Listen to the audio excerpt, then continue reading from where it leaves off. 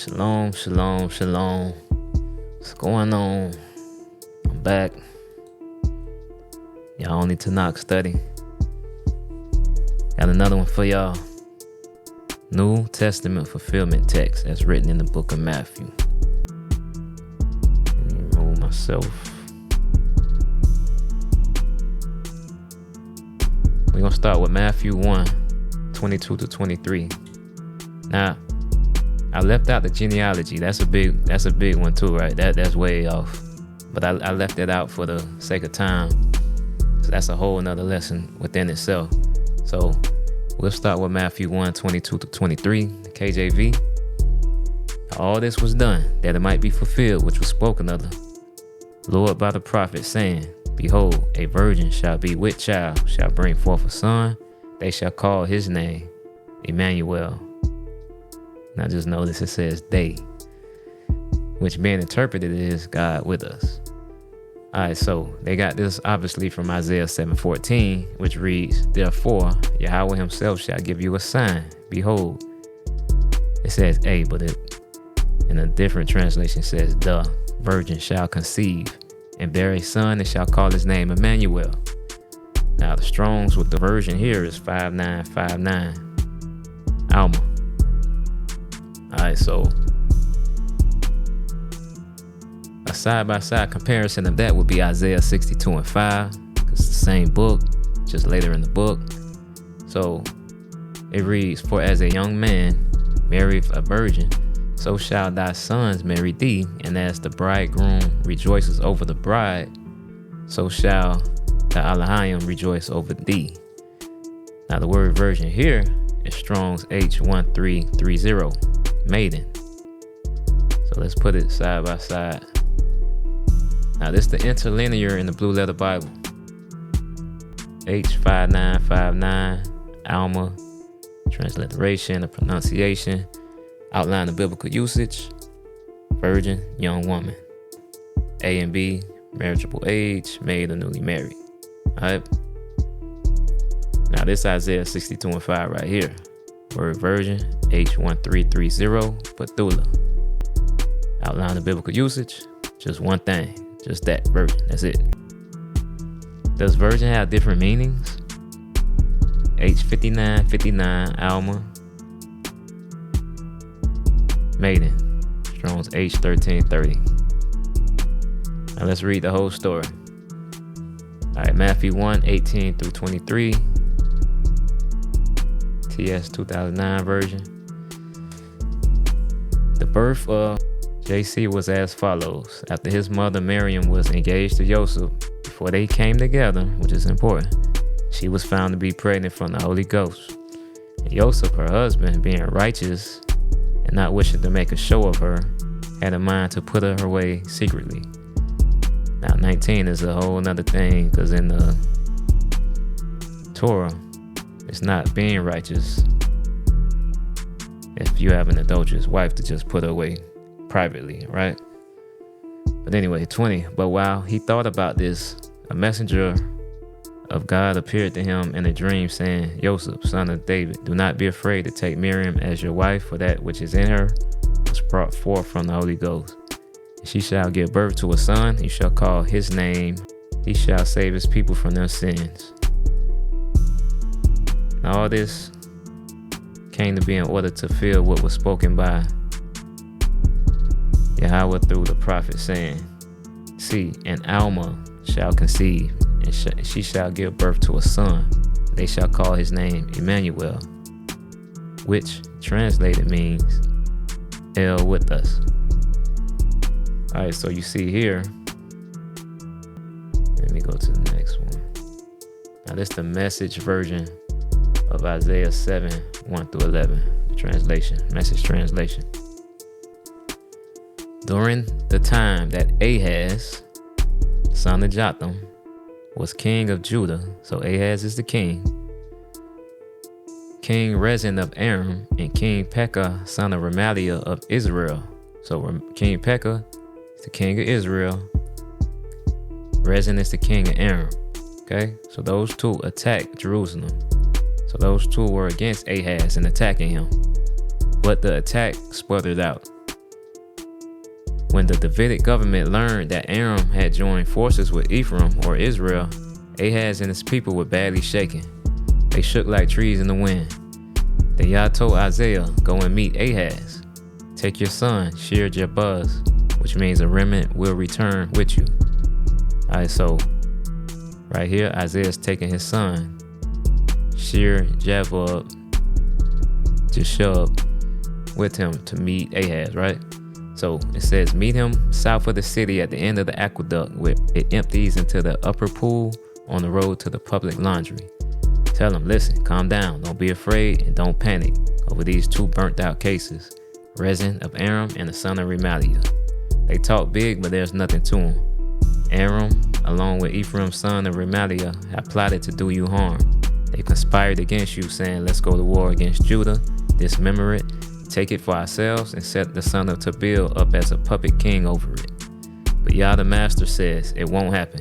Nothing will come of it because the capital of Aram is Damascus, and the king of Damascus is a mere man, Rezin. As for Ephraim, in 65 years it will be rubble, nothing left of it. The capital of Ephraim is Samaria, and the king of Samaria is the mere son of Remaliah. If you don't take your stand in faith, you won't have a leg to stand on. Alright, so 10 and 11, y'all had asked Ahaz to ask for a sign. He said ask for anything, right? So let's start in Isaiah 7:12. But Ahaz said, I'll never do that. I'll never make demands like that on Yah. And he said that because he was a wicked king. So he didn't even want to ask Yah for no sign or nothing. Alright, so Isaiah told him, then listen to this, government of David. It's bad enough that you make people tired with your pious, timid hypocrisies, but now you're making Yah tired. So Yahweh's going to give you a sign anyway. Watch for this. A girl who is presently a virgin will get pregnant. She'll bear a son and name him Immanuel. So you see here it says she'll bear a son and name him Immanuel. She's going to do it. By the time the child is 12 years old, able to make moral decisions, the threat of war will be over. So relax. Those two kings that you have been so worried about will be out of the picture. But also be warned, Yah will bring on you and your people and your government a judgment worse than anything since the time the kingdom split. When Ephraim left Judah, the king of Assyria is coming. Alright, so this 7:14 through 16 in the NIV says, therefore Yahweh himself will give you a sign. This one says the virgin, right? Like it's talking about a specific person. The virgin will conceive and give birth to a son and will call him Immanuel. He will be eating curds and honey when he knows enough to reject wrong and choose right. For before he knows to reject wrong and choose right, the land of the two kings you dread will be laid waste. Alright, so I want y'all to remember that here it's saying that she will give birth to a son and she will call him Immanuel. Alright, I'm gonna bring that up a little later. Now, I have to ask, what do these two stories have to do with each other, and did the sign ever come true? Alright, so 2 Kings 15, 24 through 25. Well, we could skip that one. This one is just saying how Pekah, the son of Remaliah, became the king. Okay, so let's go to 2 Kings 15, 29 through 30. During the reign of Pekah, king of Israel, Tiglath-Pileser III, king of Assyria, invaded the country. He captured all these places, including the whole country of Naphtali, and took everyone captive to Assyria. But then Hosea, son of Eli, mounted a conspiracy against Pekah, son of Remaliah. He assassinated him and took over as king. This was in the 20th year of Jotham, son of Uzziah. So 2 Kings 15 and 30, we have Pekah being assassinated. Okay, so that's one part of the sign coming true. Now 2 Kings 16, 5 through 10. Then Rezin, king of Aram, and Pekah, son of Remaliah, king of Israel, gained up against Jerusalem, throwing a siege around the city, but they couldn't make further headway against Ahaz. At about this same time, on another front, the king of Edom recovered the port of Elath and expelled the men of Judah. The Edomites occupied Elath and have been there ever since. Ahaz sent envoys to Tiglath-Pileser, king of Assyria, with this message: I'm your servant and your son. Come and save me from the heavy-handed invasion of the king of Aram and the king of Israel. They're attacking me right now. Then Ahaz robbed the treasuries of the palace and the temple of Yahweh of their gold and silver, and sent them to the king of Assyria as a bribe. So he was wicked. Now we're going to go to Wikipedia for a minute, just to give y'all like a timeline. Alright, so Ahaz, he was the 12th king of Judah. He was 20 years old when he became king of Judah. He reigned for 16 years. Okay? He's portrayed as an evil king in 2 Kings. He was born 763 BCE. He died 710 BCE. Okay, his reign, which is important, is 732 to 716 BCE. Y'all remember that? Prophetic timeline for the sign to manifest. Isaiah 7:7-9. Yet, this is what the Most High Yah says. It will not take place, it will not happen.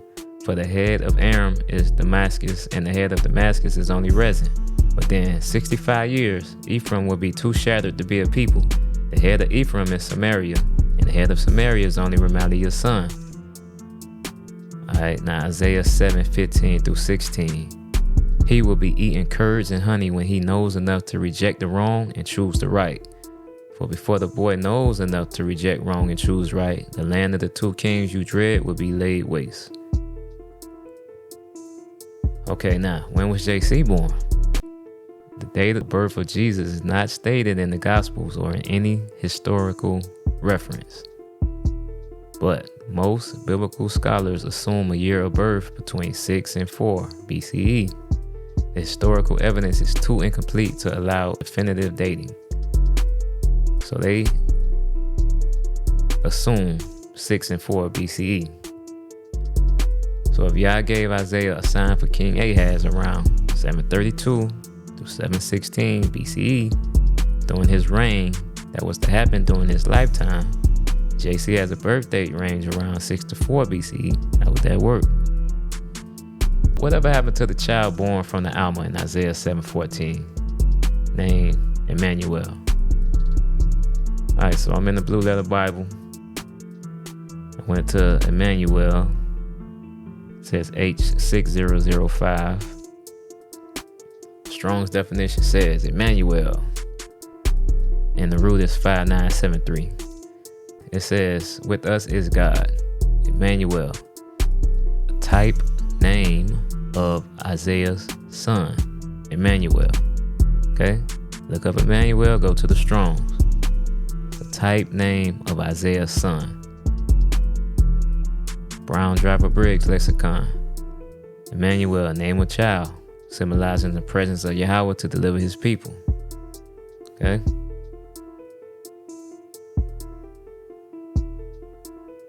Also, if you go down to the scripture index, you'll see he's spoken about in Isaiah 7:14, 8:8, and 8:10. And we'll get to those scriptures. Alright, Isaiah 8:1-4. The maiden conceives. Then Yah told me, get a big sheet of paper and write in indelible ink. This belongs to Mahershallalhashbaz, which means spoil, seeds, plunder, hurries. I got 2 honest men, Uriah the priest and Zechariah, to witness the document. Then I went home to my wife, the prophetess. She conceived and gave birth to a son. Yah told me, name him Mahershallalhashbaz. Before that baby says dad or mom, the king of Assyria will have plundered the wealth of Damascus and the riches of Samaria. Okay? So here, Isaiah's being told to name him another name, separate from Immanuel, which his wife, the prophetess, was told to name him. Okay? And this confuses a lot of people because they think it's 2 kids that were born, or they think, who, like, I thought his name was Immanuel, so that must not be Isaiah's son. So So let me clear it up for y'all.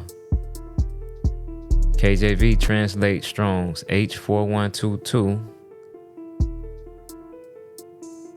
as a symbolic name given by Isaiah by Yahweh's direction to Isaiah's son, or to his son. Prophetic indication that Damascus and Samaria was soon to be plundered by the king of Assyria. Okay? So, Immanuel and Mahershallalhashbaz are the same son. It's just that Isaiah's wife was directed to name him Immanuel, and Isaiah was directed to name him this name. Now let's get to Isaiah 9:6-7, because there's something else that deals with a child that confuses people also. For a child has been born for us, the gift of a son for us. He'll take over the running of the world. His names will be Amazing Counselor, Strong God, Eternal Father, Prince of Peace. His ruling authority will grow, and there'll be no limits to the peace he brings. He'll rule from the historic Davidic throne over that promised kingdom. He'll put that kingdom on firm footing and keep it going with fair dealing and right living. Now, Hezekiah, Strong's H2396, outline the biblical usage. His name means Yah is my strength, strengthened of Yah. He's the 12th king of Judah, son of Ahaz. Now, in a different translation, it will read, the government is on his shoulders, right? And that lets you know it's got to be a king, right? For the government to be on his shoulders, he got to be some type of royalty or something, right? So as you see, Hezekiah, he's the 12th king of Judah, Ahaz's son. And when it says his names will be Amazing Counselor, Strong God, you see his name means Yah is my strength, or strengthened of Yah.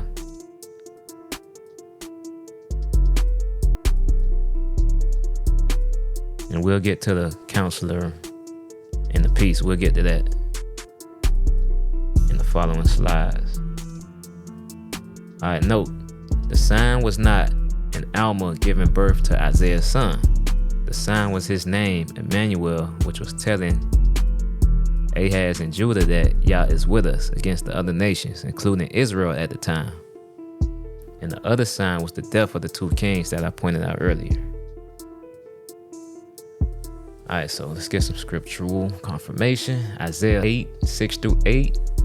Because this people has rejected the gently flowing waters of Shiloah and rejoices over Rezin and the son of Remaliah, therefore Yah is about to bring against them the mighty flood waters of the Euphrates, the king of Assyria with all his pomp. It will overflow all its channels, run over all its banks, and sweep on until Judah, swirling over it, passing through it, and reaching up to the neck. Isaiah 8:17-18. I will wait for Yah, who is hiding his face from the descendants of Jacob. I will put my trust in him. Check out 18. Here am I, and the children Yah has given me. We are signs and symbols in Israel from Yah Almighty, who dwells on Mount Zion. I remember what the sign was. And here he's saying, I and the children Yah has given me. We are signs and symbols in Israel. Now remember, he met his first son was Jabuz, and he met with him when he went and seen Ahaz. And Immanuel was his second son.